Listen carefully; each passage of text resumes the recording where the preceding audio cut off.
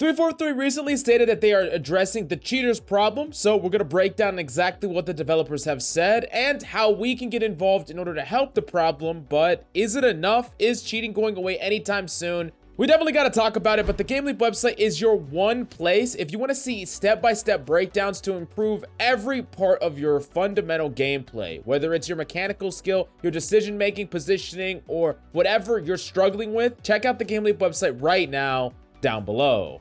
Now, a lot of top pros have been complaining nonstop about cheaters, but none of them more prolific than C9 Renegade, who not only was the top slayer and primary fragger on C9, the team that took down Rayleigh, but he also is known by many to be the best Halo Infinite player right now. Now, you could make an argument that he's in the top 5, but I, for one, believe he is at least top 2. Now, he's absolutely at his wit's end with Halo right now because of the cheating problem. And he added a lot of developers on Twitter and said, can we ban the cheaters? It's literally killing the game. And, you know, pros typically complain about a lot, but I will say that when you're playing consistently and high level like Renegade is, he's going to run into more cheaters than anyone else. And how are you going to get real practice in if you run into a cheater every once in a while? Even if it's 1 in every 10 games, it's still way too much. Now, 343 have been pretty radio silent about the cheating problem, other than saying they know it's a thing and they're working on it without much more than that. But the community manager at 343 responded to this saying, quote, "Hey, John, we are banning cheaters that are identified through internal means and via player reports on Halo support.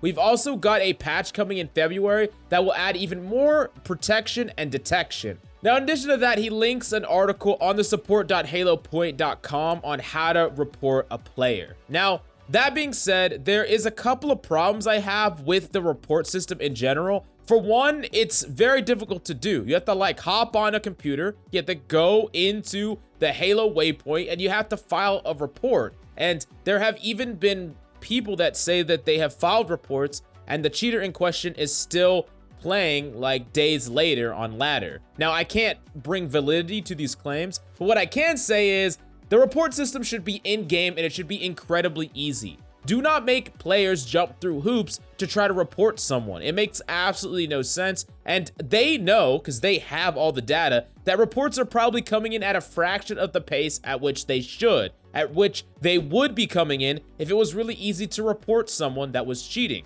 Now, that being said, there still is a little bit of hope because they did say that in February, there will be a new patch, specifically protection and detection. So it's looking like that's going to deal with a lot of the cheating problem that is going on.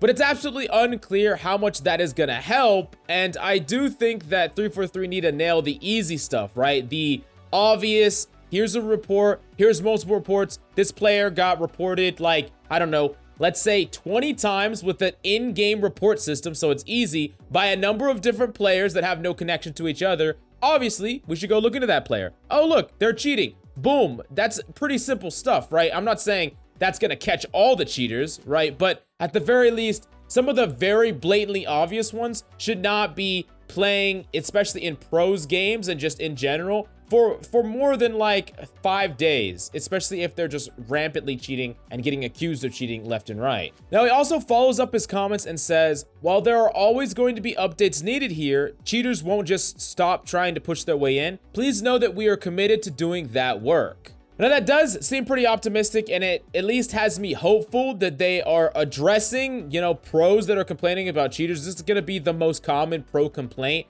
And of course, Halo, if they want to keep their esports intact, right? That's the big thing. There's a huge esports schedule. There's all these esports tournaments. They're heavily pushing Halo esports. They have to fix the cheating problem. It's like problem number 1, so it makes sense that they would make it a priority, and they said that they're going to make it a priority, so all we can do is wait and see. But the next big problem that a lot of people are complaining about is the high ping, and someone tweeted out this quote, "Halo Infinite is quite literally unplayable on 120 through 250 ping every single match.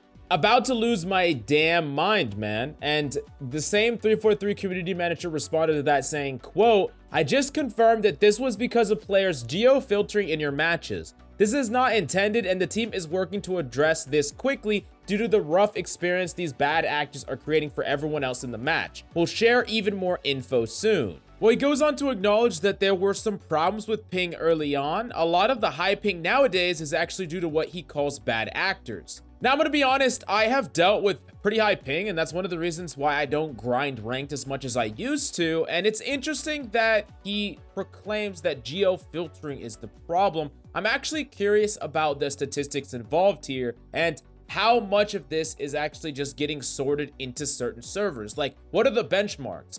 Can you be put into a high ping server? Why doesn't the game just take longer to find? And what is the limit to where maybe they don't have enough players in your rank, so after you wait like 5-10 minutes, they're like, hey, let's just throw them in a high ping lobby. It's better than them not getting a game. I have no idea any of this information, and as usual, a little bit of transparency would really go a long way into me not only believing a lot of what's being told, but actually figuring out what I need to do to get around it. Like, if I'm more likely to get good servers at peak hours, or does it actually matter? I want to know these type of things, and I would love a little bit of transparency. But let me know your experience with all of this down below. How do you feel about cheating? How do you feel about ping? And what is the biggest problem that is plaguing Halo Infinite in your opinion?